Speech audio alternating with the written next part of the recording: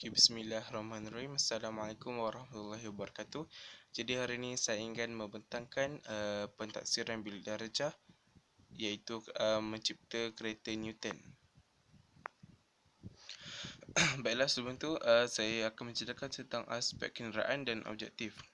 Aspek yang pertama ialah tentang kelengkapan kereta atau berbentuk kereta, suspension, steering dan brake, keselesaan pemandu dan penumpang, keselamatan pemandu dan penumpang, dan juga tenaga yang digunakan. Antara objektif yang saya terapkan ini ialah memberikan keselesaan kepada pengguna yang menggunakan kenderaan ini, mengutamakan keselamatan pengguna dengan menaik taraf kenderaan, memudahkan kerja pengguna, mengelakkan kerusakan kecil jika berlaku sebarang pelanggaran kecil, dan juga kenderaan ini akan menjadi kenderaan yang elegan dan efisien. Baiklah, sekarang ini adalah lukisan kereta idaman saya. Nama yang saya berikan adalah The Two World. Kenapa saya berikan nama The Two World ni? Sebab kereta ni dapat berada di darat dan juga di air jika berlaku sebarang kecemasan. Antara kelengkapan yang saya masukkan dalam kereta ni ialah beri angin, penggelap kereta, lampu V ataupun lampu berbentuk V, penyedot angin, tayar penyerap daya, pencangkuk pembelok, ni pelampu keselamatan di bawah ini, sensor, laluan keluar angin yang masuk di sini, parachute ataupun nama lain sebagai payung terjun, papan solar dan juga sirip angin. Mengapa kereta saya berbentuk begini? Saya mengambil daripada bentuk berudu, sebab berudu dia mempunyai kepala yang besar di depan dan juga ekor yang halus di belakang. Jadi saya menerapkan bentuk berudu itu dalam kereta ini untuk jadikan sebagai kereta aerodinamik. Sebab kita dapat menggunakan geseran yang berlaku di antara kereta dengan angin. Jadi ini akan memudahkan kereta itu berjalan. Baiklah, ini adalah suspension. Seterusnya kita bergerak kepada antara suspension, penyerap ataupun penyerap, steering dan juga brake. Antara suspension dia, tadi saya ada sebut tentang kereta tayar penyerap daya, suspension. Mengapa saya menamakan dia sebagai tayar penyerap daya? Tayar ini dia boleh menjadi panjang ataupun sebagai mudah laras, dan ini juga absorber daya, di mana bila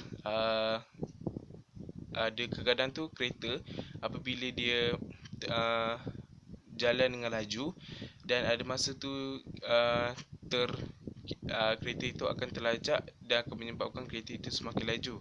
Jadi fungsi tayar penyerap daya ini, dia boleh memanjangkan tayar itu dan akan mengurangkan daya yang terhentak antara kereta dengan jalan.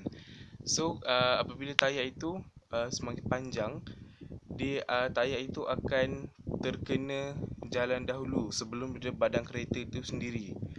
Jika kereta sekarang yang kita gunakan adalah tayar dan badan kereta jarak ini dekat. Jadi apabila kita jalan dengan laju dan tiba-tiba kereta itu kita bahasa mudah ialah terterbang lah ataupun melayang ke apa.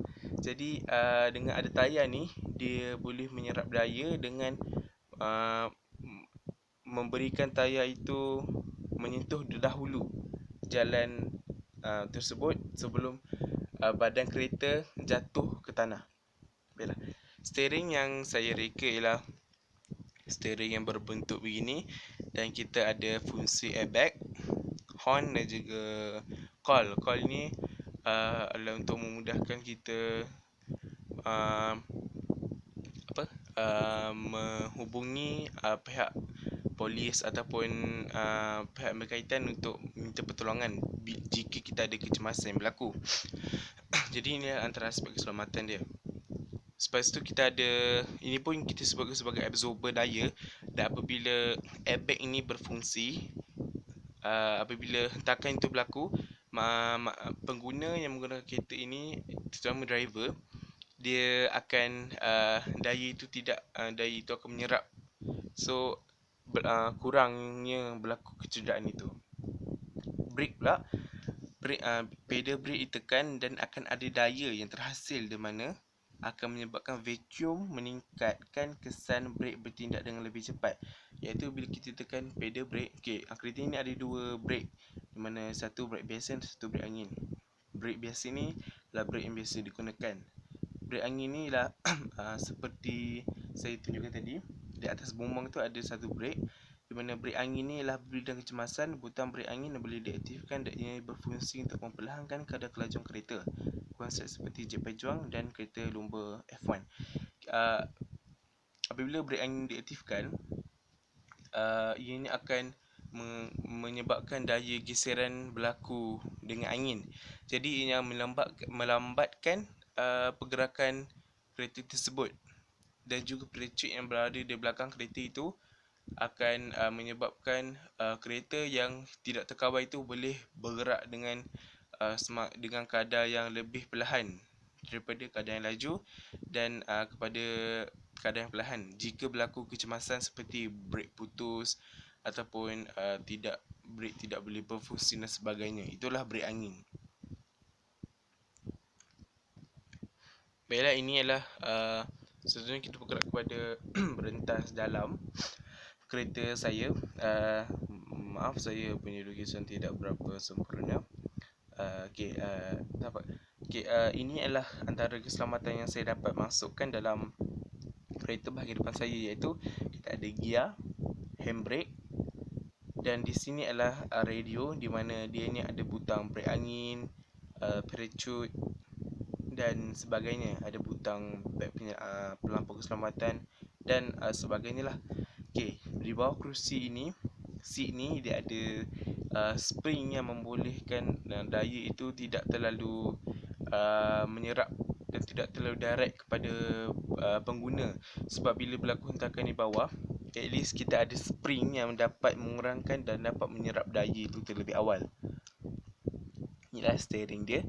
Ini adalah kamera CC cermin pandang belakang, ataupun kita boleh jadikan sebagai screen kamera sensor tu bila kita nak reverse. So screen ini membantu kita lah. Ini adalah cermin pandang CC, dan bulat itu adalah blind spot punya cermin. So kita dapat mengelakkan kemungkinan untuk berlakunya kecemasan. Ini juga adalah airbag, di mana dapat mengelakkan daripada bangunan terhentak dengan bahagian depan kereta ini. Baiklah, ini adalah bahagian keseluruhan dalam kereta. Di sini kita ada kelengkapan dengan seat yang ada spring, di mana saya kata tadi dia dapat memberikan dapat menyerap daya sebelum terkena kepada pengguna. Di bawah ini kita ada safety pump. Safety pump ini ialah pelampau keselamatan. Jika pelampau keselamatan ini apabila berlaku sebarang kemalangan dalam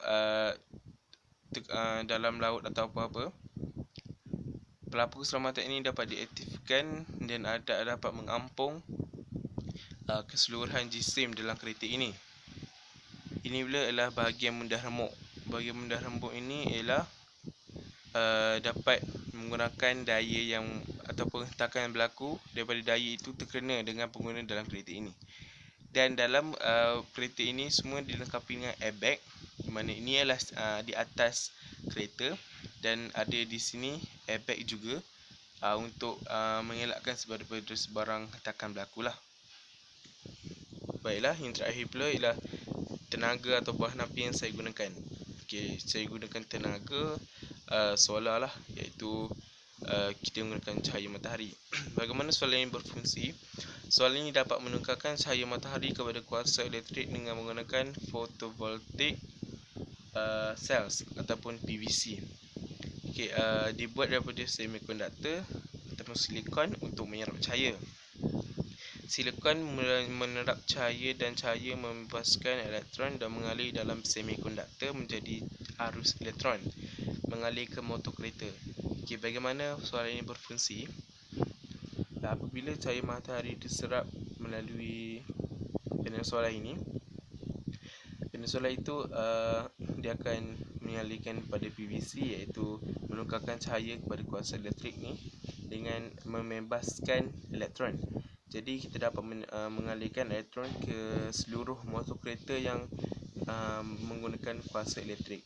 Jadi di situ kita dapat mengelakkan daripada penggunaan bahan api yang dapat mencemarkan alam sekitar, dan ini juga lebih disebut sebagai mesra alam. Baiklah, itu saja pembentangan daripada saya. Saya ingin memohon maaf jika terdapat kekurangan sepanjang pembentangan saya. Jadi, terima kasih dan Assalamualaikum.